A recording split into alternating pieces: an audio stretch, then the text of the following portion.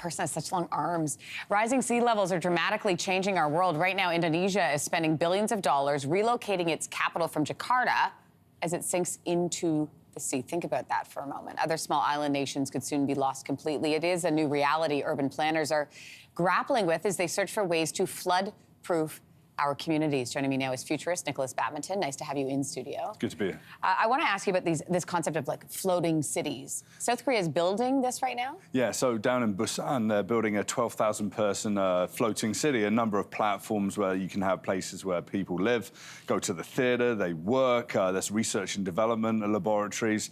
And it's an interesting idea. It's called Oceanics, and it's by the United Nations and Bjarke Ingels Group.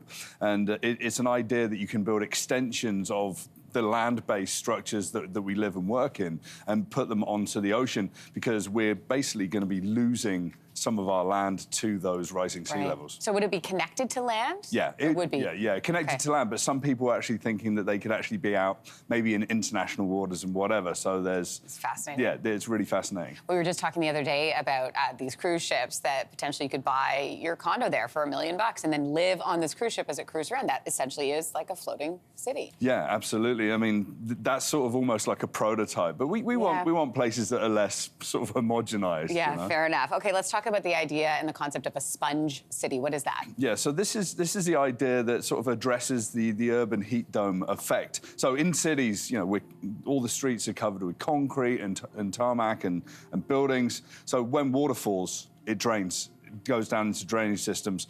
Sponge cities is the idea that you can actually capture that rain in the ground and in streams, and it can actually help reduce the temperature in those cities and use that water for something useful.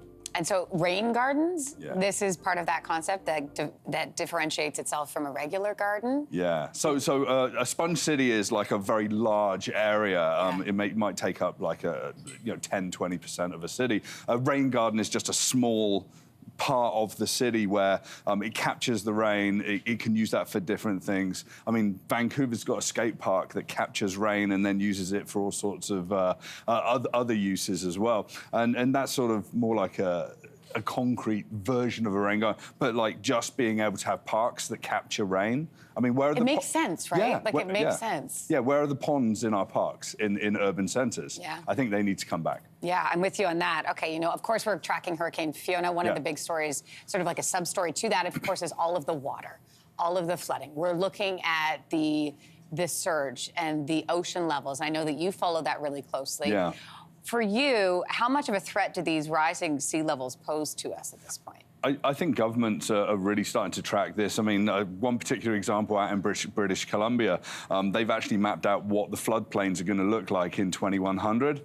It's not a good story, you know, so we have to really get prepared for that. And then if we look to the Atlantic seaboard, we really have to consider that in terms of Nova Scotia, Newfoundland, Labrador, you know, these places. And we're going to have to work out how we're going to live with those sea levels rising and that water encroaching on the places we live. And what that means for everybody. Nicholas Badminton, nice to see you in studio. Thank you. Thanks so much. Hey, thanks for watching. If you liked this, be sure to subscribe here, or you can check out more Your Morning videos right here.